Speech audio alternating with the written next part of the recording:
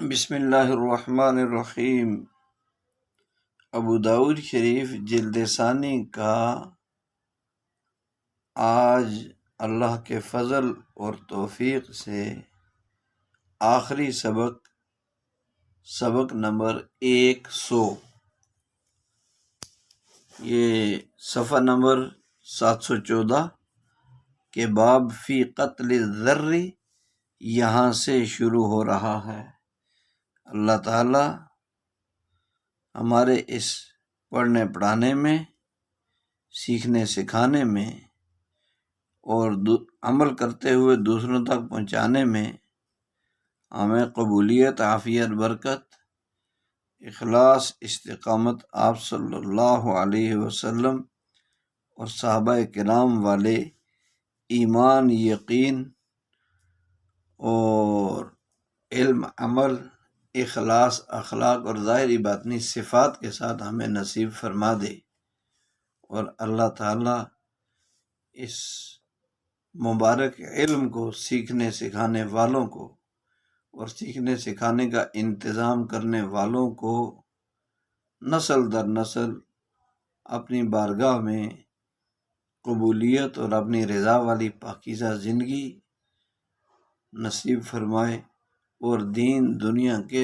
دروازے ان کے لیے ہمیشہ کے لیے کھول دے، جو ان علوم کو سیکھتے، سکھاتے، سمجھتے، عمل کرتے اور دوسروں تک پہنچاتے ہیں، اور بالخصوص جو ان اسباق کو سیکھنے سکھانے کا ایک انتظام کرتے ہیں، نظم و ضبط کے ساتھ اس کو لے کے چلتے ہیں، اللہ ان کو سرسبز و شاداب رکھے، خوش رکھے، عافیت میں رکھے، اپنی رضا والی زندگی نصیب فرمائے، اور ان کی تمام جائز حاجات اور مرادوں کو غیب سے پورا فرما کر ان کی آنکھوں کو، ان کے دلوں کو ٹھنڈک نصیب فرمائے۔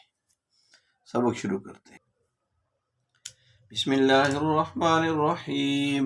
اللہم صلی علی سیدنا محمد النبی الامی وازواجہ امہات المؤمنین وذریتہ وآل بیتہ کما صلیت علی ابراہیم انک حمید مجید۔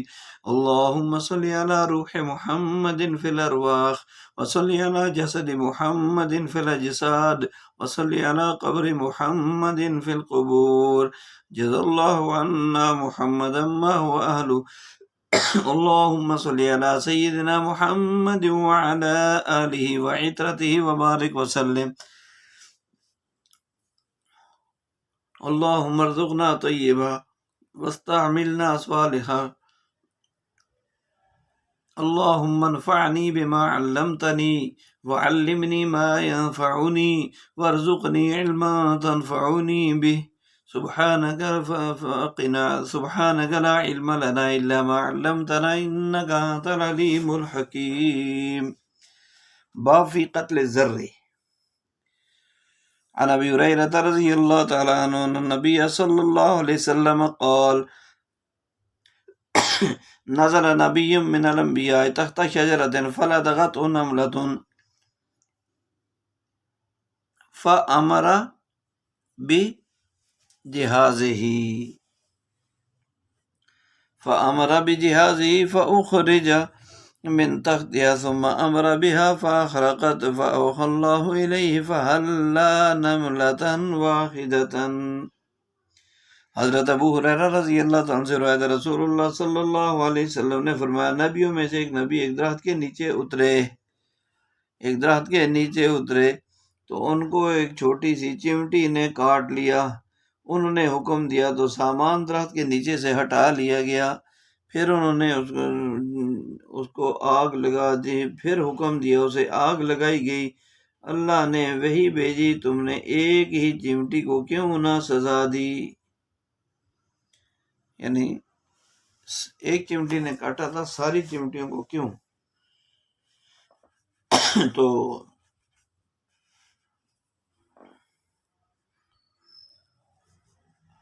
عن ابی ہریرہ رضی اللہ تعالی عنہ عن رسول اللہ صلی اللہ علیہ وسلم ان نملة قرصت نبیا من الانبیاء فامر بقریۃ النمل فاخرقت فاحرقت فاوحى الله الیہ یا فی ان قرصت اغرقت فی ان قرصت کا نملتن آلکت امتا من الامم تسبح، کہ حضرت ابو ہریرہ رضی اللہ تعالیٰ سے روایت ہے، کہتے ہیں رسول اللہ صلی اللہ علیہ وسلم نے فرمایا کہ ایک چیونٹی نے انبیاء میں سے کسی ایک نبی کو کاٹ لیا، تو انہوں نے چیونٹیوں کی بستی کے متعلق حکم دیا تو اسے جلا دیا گیا، تو اللہ تعالیٰ نے وحی بھیجی اس نبی کی طرف کہ ایک چیونٹی کے کاٹنے کے بدلے تو نے تسبیح کرنے والی ایک پوری جماعت کو ہلاک کر ڈالا۔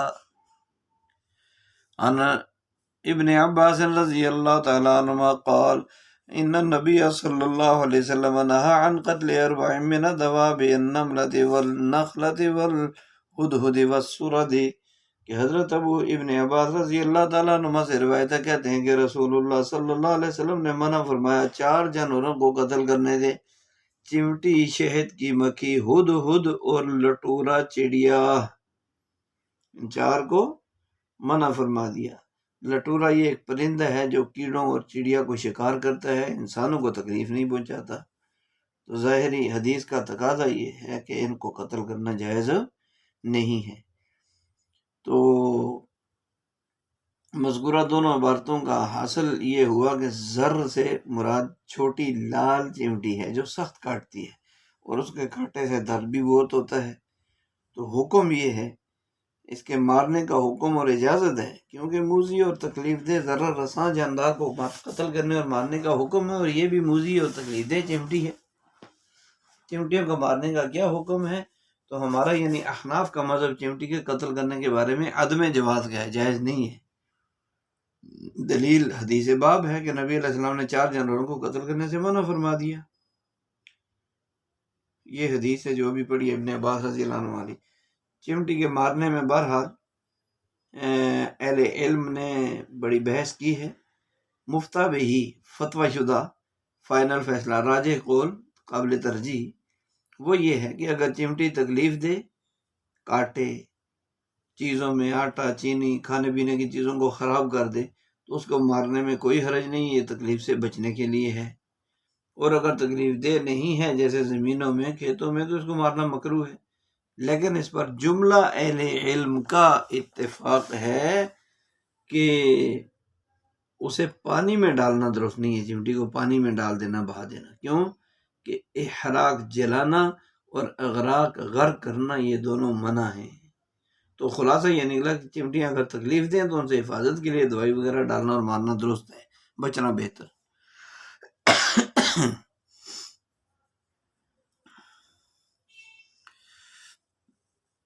عن عبد الرحمن بن عبد الله نبی رضی اللہ عنہم قال كنا مع رسول الله صلی اللہ علیہ وسلم في سفر فانطلق لحاجته فرأينا حمرة معها فرخان فأخذنا فرخيها فجاءت الحمرة فجعلت ترجع فجاء النبي صلى الله عليه وسلم فقال من فجع هذه بولدها ردوا ولدها إليها ورأى قرية نمل قد حرقناها فقال ورؤي قرية نمل قد حرقناها فقال من حرق هذه قلنا نحن قال إنه لا ينبغي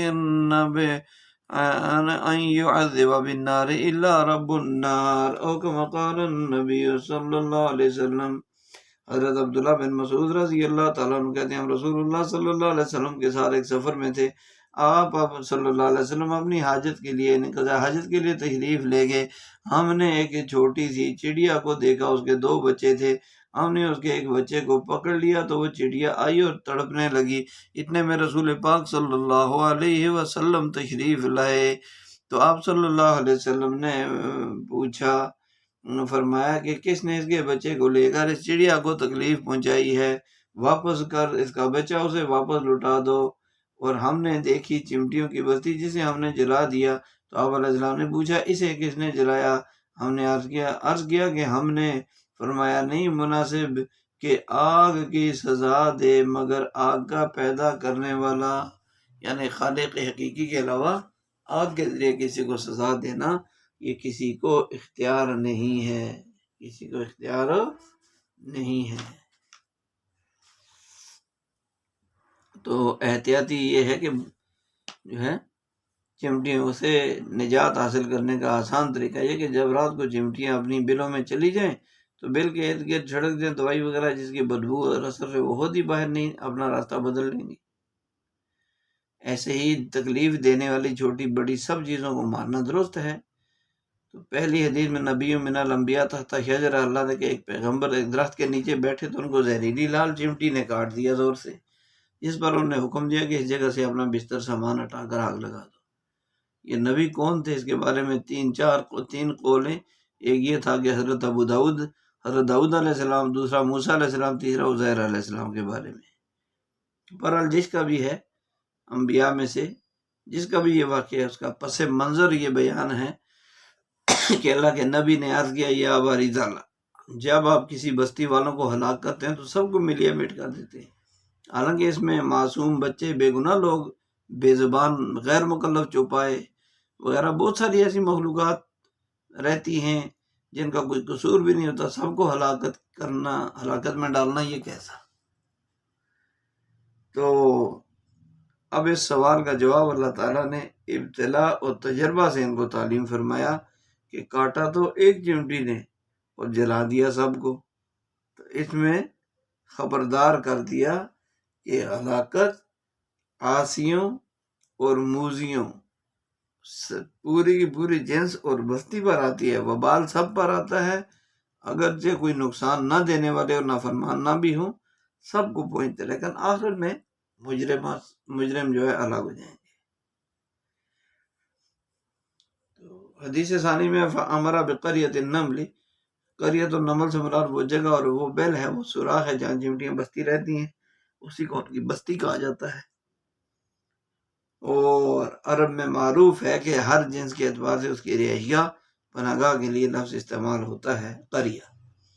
انسان کے لیے مسکن، وطن، اونٹ کے لیے عطن، شیر کے لیے عرین، غابہ، ہرن کے لیے کناس، پرندوں کے لیے عش، چمٹیوں کے لیے قریہ، گھوڑوں کے لیے استبل کہتے ہیں۔ اپنے اپنے گھروں کے نام ہے عربی زبان۔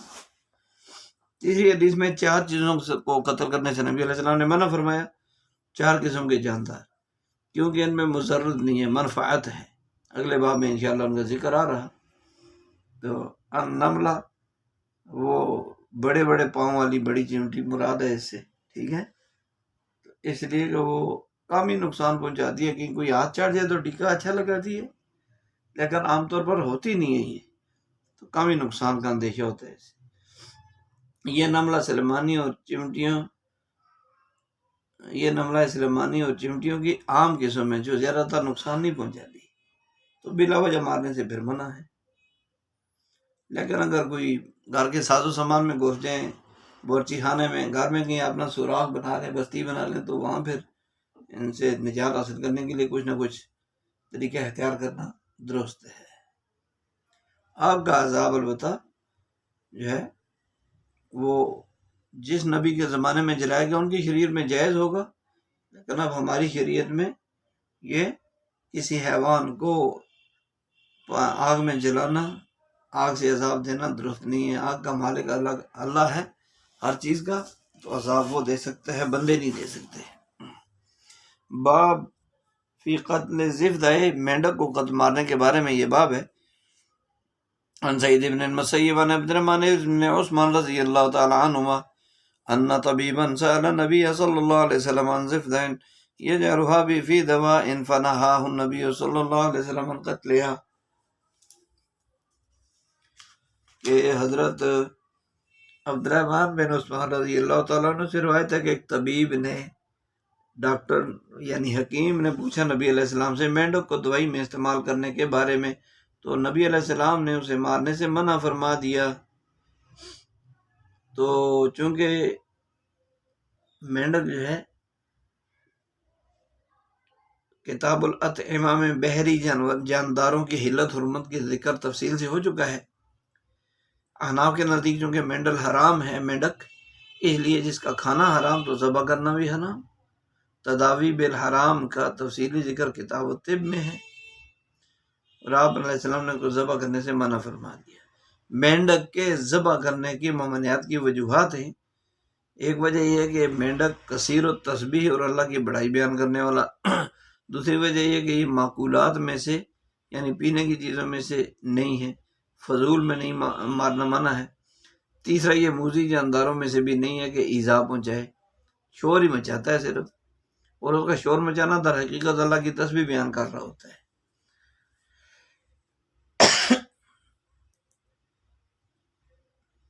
تو پھر اس مینڈک کا ایک اچھا کارنامہ بھی مشہور ہے کہ بدل المجود میں ہے کہ نمرودی آگ کو ابراہیم علیہ السلام پر ٹھنڈا کرنے کے لیے مینڈک پانی لاتا تھا۔ تو ابو عبداللہ قرطبی رحمۃ اللہ علیہ نے لکھا کہ ایک مرتبہ داؤد علیہ السلام نے فرمایا کہ میں آج رات اللہ تعالیٰ کی ایسی تسبیح کروں گا کہ مخلوق میں سے کسی نے بھی نہیں کی ہوگی۔ بس ان کے گھر کے پاس حوض سے ایک مینڈک بولا، داؤد کیا آپ اللہ تعالیٰ کی برگاہ میں اپنی تسبیح پر فخر کرتے ہو؟ میں نے 70 سال اس حال میں گزارے کہ میری زبان اللہ تعالیٰ کی یاد سے خشک نہیں ہوئی، اور 2 کلمے میری زبان پر جاری ہیں۔ پوچھنے پر بتایا، یا مسبحا بکل لسان ومذکورا بکل مکان۔ داؤد علیہ السلام نے فرمایا، میں ان سے بلیغ کلمات سے تسبیح نہیں کر سکتا۔ اس طرح مادہ مینڈک کی تسبیح کے الفاظ بھی لکھے، سبحانک و بحمدک و منتہی علمک۔ اب مینڈک شور کریں کسی جگہ، کسی کے گھر کے قریب تالاب ہو، پانی ہو، وہ رات پوری کرتے رہیں شور، تو اس سے حفاظت کا طریقہ یہ ہے کہ کسی رہائش گاہ میں، قیام گاہ کے قریب تالاب، ندی، نالا، دریا جو بھی ہے جس میں مینڈک رہتے ہیں، شور کرتے ہیں، تو تدبیر یہ ہے کہ اس میں تشت ہوتا ہے نا، تشت، اس کو الٹا رکھ دو، ان کا شور بند ہو جائے گا۔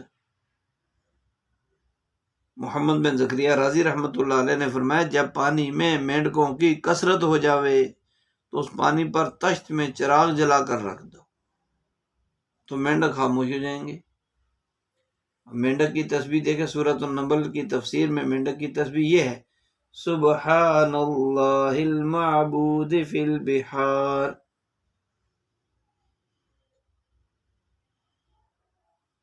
تو اب یہ جو ایک مسئلہ ہے کہ مینڈک کو دوائی میں ڈالنے سے نبی علیہ السلام نے منع فرمایا، تو یہ ایسی دوائی میں ڈالنا منع ہے جو کھانے اور پلانے کی ہو۔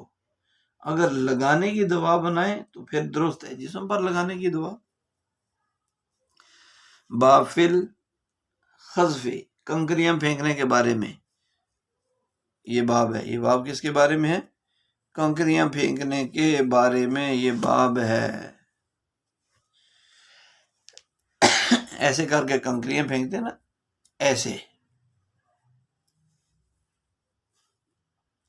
عن امیۃ الانصاریہ رضی اللہ تعالی عنہ ان امرأۃ کانت تختن بالمدینہ فقال لها النبی صلی اللہ علیہ وسلم لا تنهکی فإن ذلك أخزى للمرأة وأحب إلى البعل۔ قال أبو داود روي عن عبید اللہ ابن عمر رضی اللہ تعالیٰ عنہ عن عبد الملک بمعناه واسناده قال ابو داود ليس هو بالقوی۔ یہ حضرت عبداللہ بن مغفر رضی اللہ تعالیٰ عنہ کہتے ہیں، رسول اللہ صلی اللہ علیہ وسلم نے ایک دوسرے کو کنکریاں مارنے سے منع فرما دیا۔ عن عبداللہ ابن مغفر رضی اللہ تعالیٰ عنہ قال نہا رسول اللہ صلی اللہ علیہ وسلم عن الخذف قال انه لا يزيد سيدا ولا ينقض عدوا وانما يفقع العين ويكسر السن۔ کہ حضرت عبداللہ بن مغفر رضی اللہ تعالیٰ عنہ سے روایت ہے، رسول اللہ صلی اللہ علیہ وسلم نے ایک دوسرے کو کنکریاں مارنے سے منع فرما دیا، ایک دوسرے کو کنکریاں مارنے سے منع فرمایا، اور فرمایا کہ نہ تو یہ کسی شکار کا شکار کرتی ہے کنکری، نہ کسی دشمن کو گھائل کرتی ہے، قتل کرتی ہے، بلکہ یہ تو صرف آنکھ پھوڑ سکتی ہے یا دانت توڑ سکتی ہے، آنکھ پھوڑ سکتی ہے اور دانت توڑ سکتی ہے، لہذا کسی کو لگ جائے، دانت ٹوٹ جائے تو بہتر ہے کہ اسے بچنا چاہیے۔ حذف کا معنی انگوٹھے اور شہادت والی انگلی کو ملا کر ایسے، اس طریقے سے ایسے کنکری پھینک دینا، یہ اس کو کہتے ہیں خذف۔ تو بسا اوقات درگاہ میں چھوٹی چھوٹی کنکریاں، کھجور کی گٹلی، پنسل تراش، پنسل کا سکہ پھینکتے اور مارتے ہیں بچے بچیاں۔ یہ تو فضول حرکت بھی ہے، منع بھی ہے، اور اس میں نقصان کا اندیشہ بھی ہے۔ شان ورود یہ ہے کہ یہ کتاب الدیات باب دیت الجنین میں حدیث موجود ہے کہ ایک عورت نے دوسری عورت کو پتھر مارا تو اس کا حمل ساقط ہو گیا۔ فیصلہ آپ علیہ السلام کے پاس آیا تو آپ علیہ السلام نے کنکری پتھر مارنے سے منع فرمایا۔ تفصیل واقعہ وہاں دیکھا جا سکتا ہے، تو اس لیے جو ہے اس سے بچنا چاہیے، نقصان کا اندیشہ ہے۔ باب ما جاء فی الختان، ختنہ کرنے کے بارے میں یہ باب ہے۔ عن امیۃ الانصاری رضی اللہ تعالی عنہ ان امرأة كانت تختن بالمدینہ فقال لها النبی صلی اللہ علیہ وسلم لا تنهكي فإن ذلك أحظى للمرأة وأحب إلى البال۔ قال أبو داود روي عن عبید اللہ ابن عمر رضی اللہ عنہ عن عبد الملک بمعنى واسناده قال ابو داود علیہ ہوا بالقوی کہ ام عطیہ انصاریہ رضی اللہ عنہ کہتی ہے رسول اللہ صلی اللہ علیہ وسلم سے، ام عطیہ انصاریہ رضی اللہ عنہ سے روایت ہے کہ مدینہ میں ایک عورت عورتوں کا ختنہ کیا کرتی تھی، تو اسے فرمایا نبی علیہ السلام نے نیچے کر کے ختنہ نہ کرو، لا تنہکی، نیچے کر کے ختنہ نہ کرو، کیونکہ یہ عورت کے لیے زیادہ لطف کی چیز اور شوہر کے لیے زیادہ پسندیدہ ہے۔ امام ابو داؤد نے عبید اللہ بن عمر سے کہا کہ ان سے مروی ہے، انہوں نے عبد الملک سے اسی سند سے اسی مفہوم کی حدیث روایت کی۔ امام ابو داؤد کہتے ہیں نہیں ہے یہ حدیث قوی اور مرسلن بھی روایت کی گئی ہے۔ تو ختنہ کا حکم اور مدت ہمارے یعنی احناف کے نزدیک ابن ارسلان نے کہا کہ مرد اور عورت دونوں کا ختنہ واجب ہے۔ امام احمد رحمۃ اللہ علیہ کا بھی یہی قول ہے کہ مرد عورت دونوں کا ختنہ واجب ہے۔ احناف اور شوافی کے نزدیک بچے اور بچی دونوں کے لیے ختنہ سنت ہے۔ ابن ارسلان نے کہا کہ ہمارے نزدیک یعنی مالکیہ کے نزدیک ختنہ مرد عورت کا واجب ہے۔ امام احمد کا بھی یہی قول۔ احناف اور شوافی کے نزدیک بچے بچی دونوں کے لیے ختنہ سنت ہے، اور بچیوں کا ختنہ ہمارے بالخصوص اجمی ممالک میں پاکستان، ہندوستان، بنگلہ عورتوں کا ختنہ نہیں ہوتا، جبکہ عرب میں اب بھی معمول ہے۔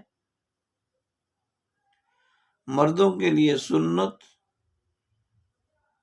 علامہ دردیر رحمۃ اللہ علیہ نے کہا کہ مردوں کے لیے ختنہ سنت ہے اور عورتوں کے لیے مستحب ہے،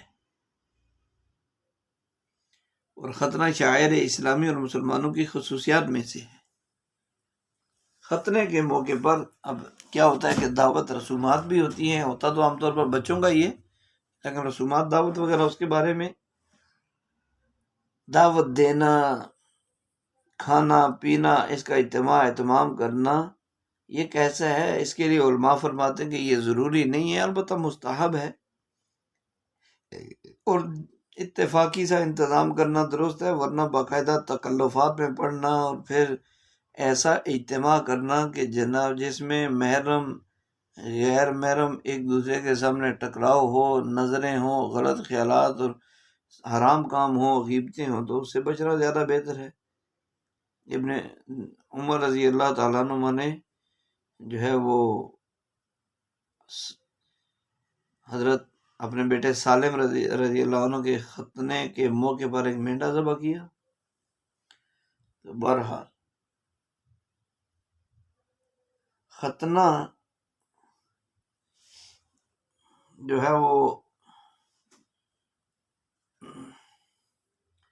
اس کے ختنہ کرنے والا، چونکہ ختنہ تو ستر والی جگہ میں ہوتا ہے، تو اس کی جگہ کا دیکھنا، ختنہ کرنے والا چونکہ جسم کے واجب و ستر حصے میں ہے، اس ستر کرنا واجب ہے، تو جو ختنہ کرنے والا اس کے لیے تو دیکھنا درست ہے، ضرورت کی بنا پر، کہ دیکھے بغیر ختنہ صحیح نہیں ہو سکے گا، نقصان کا اندیشہ ہے۔ اور باقی اس کے بہرحال ابراہیم علیہ السلام کی سنت ہے، اور ہمیں بھی اس کا حکم دیا گیا ہے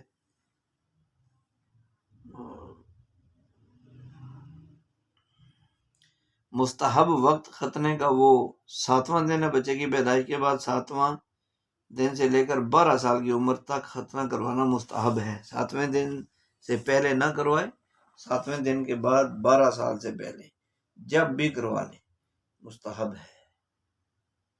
کیا ہے؟ مستحب ہے۔ اور نبی علیہ السلام نے حضرت حسن حسین رضی اللہ عنہ کے ختنہ پیدائش کے 7ویں دن کروایا۔ حضرت ابراہیم علیہ السلام نے اپنے بڑے بیٹے اسحاق علیہ السلام کا ختمہ 7ویں دن، اسماعیل علیہ السلام کا ختمہ 13 برس کی عمر میں کروایا۔ ان میں سے ہر ایک کا معمول تھا، اور پہلی مدت زیادہ بہتر ہے، یعنی 7ویں دن بچے کے لیے کم تکلیف دہ ہے اور جلدی بہتر ہونے کا امکان ہے۔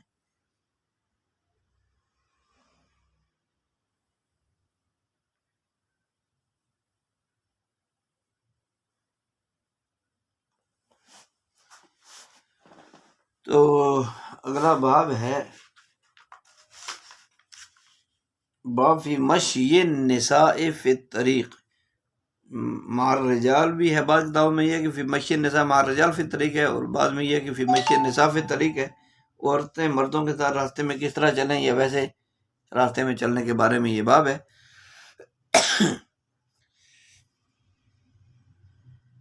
عن حمزة بن ابي اسید الانصاری رضی اللہ تعالی عنہما عن ابی انه سمع رسول الله صلی اللہ علیہ وسلم يقول وهو خارج من المسجد فطلت الرجال مع النساء في الطريق فقال رسول الله صلی اللہ علیہ وسلم للنساء استأخرن فإنه ليس لكن أن تخفقن الطريق طریقہ علیکن بخافات الطریق فکانت المرأة تلصق بالجدار حتى ان ثوبها لا يتعلق بالجدار من لصوقها به، کہ حضرت ابو سعید انصاری رضی اللہ تعالیٰ عنہ سے روایت ہے کہ رسول اللہ صلی اللہ علیہ انہوں نے رسول پاک صلی اللہ علیہ وسلم کو اس وقت فرماتے ہوئے سنا جب آپ علیہ السلام مسجد سے باہر نکل رہے تھے، اور مل جل مرد عورتوں کے ساتھ مل جل گئے، یعنی آپس میں مخلوط ہو گئے لوگ راستے میں عورتوں کے ساتھ۔ تو رسول اللہ صلی اللہ علیہ وسلم نے عورتوں کو فرمایا کہ تم پیچھے ہٹ جاؤ، تمہارے لیے راستے کے درمیان چلنا مناسب نہیں ہے، ٹھیک نہیں ہے۔ لیسا لکنہ ان تخفقنا، ان تحققنا ہے اصل میں یہ لفظ، یہاں فا ہے، جن کتابوں پر فا اس کو قاف، یہ دونوں قاف ہیں۔ لیسا لکنہ ان تحققنا، کہ تمہارے لیے راستے کے درمیان میں چلنا ٹھیک نہیں ہے، راستے کے درمیان میں چلنا تمہارے لیے ٹھیک نہیں ہے۔ علیکن، تمہارے لیے جو ہے وہ راستے کے کنارے پر چلنا مناسب ہے۔ تو عورتیں چلنے لگی دیوار سے چپک کر، یہاں تک کہ ان کے کپڑے دیوار میں اٹک جاتے تھے۔ تو یہاں اس میں آپ علیہ السلام مسجد سے باہر تشریف لائے تو دیکھا کہ مرد عورت سب راستے میں ملے جلے چل رہے ہیں۔ آپ علیہ السلام نے فرمایا عورتیں راستے کے درمیان کے بجائے کنارے کنارے چلیں، کہ اسی میں حیا اور حفاظت ہے۔ تو مقصود ہر جگہ عزت اور حفاظت انسانوں کو دینا ہے۔ دین اسلام عزت دیتا ہے، حفاظت دیتا ہے، دنیا آخرت کی کامیابیاں دیتا ہے۔ انسان کا اپنا فائدہ ہے اس احکامات پر چلنے میں، اگر غور کرے، کسی دوسرے کا فائدہ نہیں ہے اور دین کا فائدہ نہیں ہے۔ ہم دین کے محتاج ہیں، دین ہمارا محتاج نہیں ہے۔ تو جدا جدا چلنے کا حکم دیا۔ پھر یہ کہ آج کل تو اگر ساتھ ساتھ چلیں تو پرس بھی غائب ہو جاتا ہے، جیب کی تلاشی بھی چلتے چلتے ہو جاتی ہے۔ تو بہت سارے نفع ہیں ان احکامات پر عمل کرنے کے بعد۔ تو علیکم بحافات الطریق، حافہ کی جمع ہے راستے کا کنارہ، حاقۃ الطریق، تو بجائے حافۃ الطریق میں ایک طرف ہو کر چلنا۔ فکانت المرأۃ تلصق بالجدار، کہ اب دیکھیں فوراً عمل شروع کر دیا۔ عن ابن عمر رضی اللہ تعالیٰ عنہ ان النبی صلی اللہ علیہ وسلم نہا ان یمشی عن الرجل بین المرأتین، کہ حضرت عبداللہ بن عمر رضی اللہ تعالیٰ عنہ سے روایت ہے نبی علیہ السلام نے منع کیا اس بات سے، منع کیا اس سے کہ چلے وہ یعنی مرد دو عورتوں کے درمیان، مردوں کو دو عورتوں کے درمیان چلنے سے منع کیا، دو عورتوں کے درمیان چلنے سے اللہ کے نبی نے منع فرما دیا کہ مرد ایک ہو، دو عورتوں کے درمیان نہ چلے، یہ اچھے کردار اور وقار کے منافی اور فتنے کا سبب ہے۔ تو خلاصہ یہ ہوا اس باب کا کہ عورت ہر اس اقدام اور انداز سے بچے جو اس کی حیا کے خلاف ہو اور فتنے کا سبب ہو، کیونکہ نفوس میں خباثت غالب ہے۔ حدیث پاک میں آتا ہے ما من امرأۃ خرجت من بیتها الا استشرفها الشیطان، کہ کوئی بھی عورت گھر سے نکلتی ہے تو شیطان اس کی تانگ جھانگ میں لگ جاتا ہے، اور شیطان چونکہ دشمن ہے، قسم کھائی ہوئی ہے دشمنی نبھانے کی، دشمن سے کون نہیں بچتا۔ پھر شیطان صرف ایسی بےحتیاطی میں اپنا کام دکھاتے ہیں کہ پھر منہ چھپانے کے لیے سرنگ نہیں ملتی، تو لہذا پہلے انسان احتیاط میں رہے۔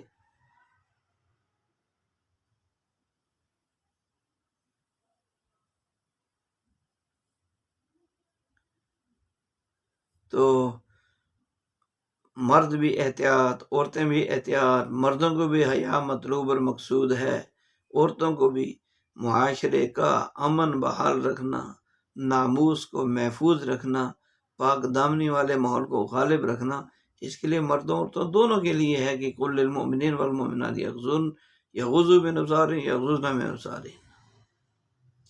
آخری باب ہے آخری سبق کا، باب فی الرجل یسب الدہر، زمانے، اس آدمی کے بارے میں جو زمانے کو گالیاں دیتا ہے، زمانے کو برا بھلا کہتا ہے۔ عن ابی ہریرہ رضی اللہ عنہ عن نبی صلی اللہ علیہ وسلم یؤذینی ابن آدم بسب یسب الدہر وانا الدہر بیدی الامر اقلب اللیل والنہار۔ قال ابن سرحان ابن المسیب مکان سعیدۃ تم وکمل والحمد للہ عز وجل۔ حضرت ابو ہریرہ رضی اللہ عنہ سے روایت ہے نبی علیہ السلام نے فرمایا، اللہ جل شانہ فرماتے ہیں انسان مجھے تکلیف پہنچاتا ہے، دکھ پہنچاتا ہے کہ وہ زمانے کو گالی دیتا ہے، حالانکہ زمانہ تو میں ہی ہوں، تمام امور میرے ہاتھ میں ہیں، میں رات دن کو پلٹتا ہوں۔ ابن سرح نے سعید کی جگہ ابن مسیب کا ذکر کیا ہے۔ تو یہ کتاب الآداب کا آخری باب ختم ہوا۔ اللہ ہمیں اس کی سمجھ عطا فرمائے، اور ایک دوسرے کو کسی بھی اعتبار سے دکھ اور تکلیف پہنچانے سے ہماری حفاظت فرمائے۔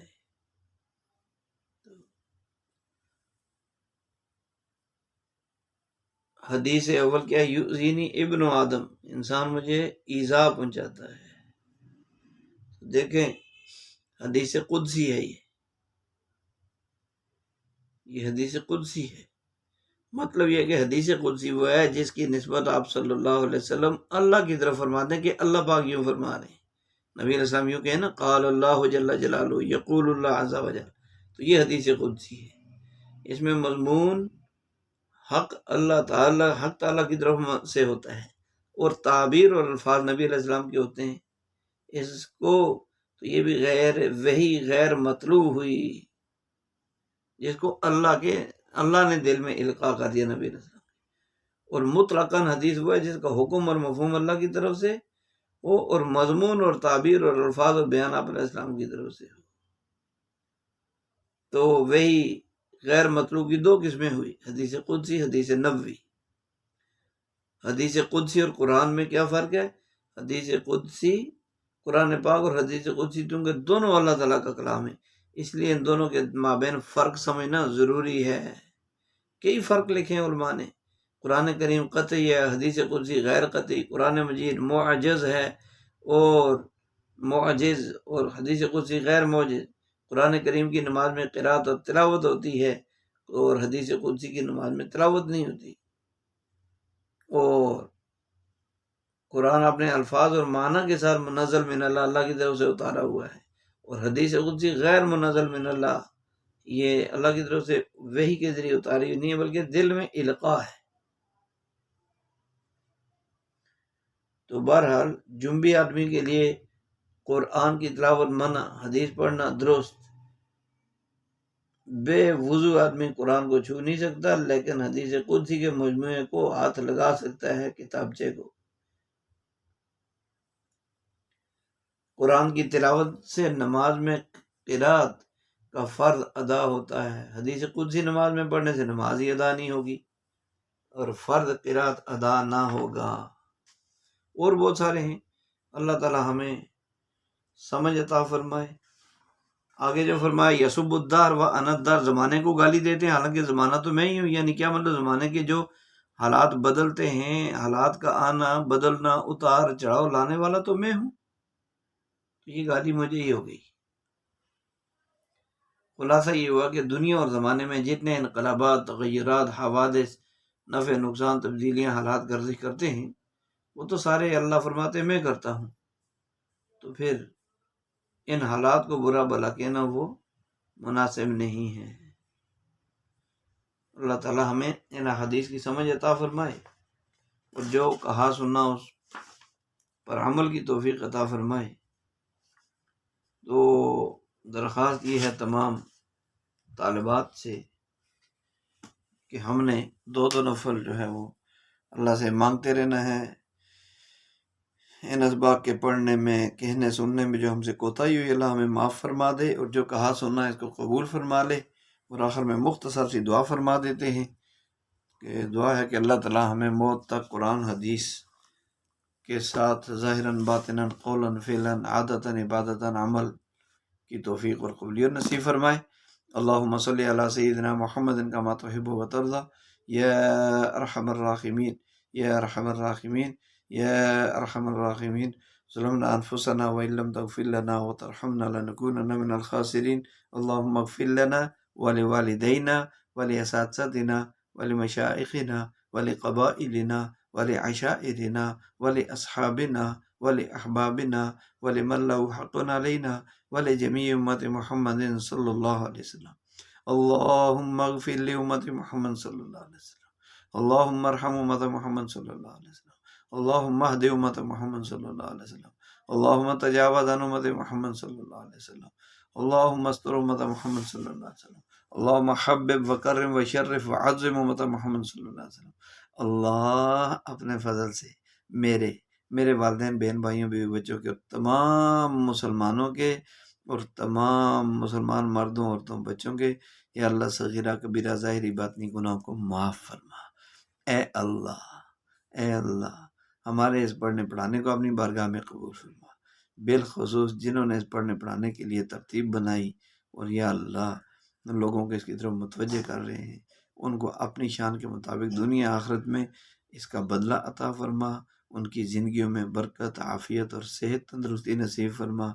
جتنے بھی اس کے معاونین ہیں، مرتبین ہیں، اور جتنے بھی اس کے جو ہے وہ تعاون کرنے والے ہیں، اور یا اللہ جتنے ان اسباق کو سیکھنے والے، سمجھنے والے، عمل کرتے ہوئے دوسروں تک پہنچانے کا جذبہ رکھنے والے، اے اللہ ان سب کو سرسبز و شاداب فرما، ان کی دلی مرادوں کو پورا فرما، ان کو دنیا آخرت میں کامیابیاں نصیب فرما، ہر امتحان میں، ہر میدان میں سرخ رو فرما، نمایاں عزت، نمایاں کامیابیاں نصیب فرما، اور اپنے علاوہ یا اللہ کسی کا محتاج نہ بنا۔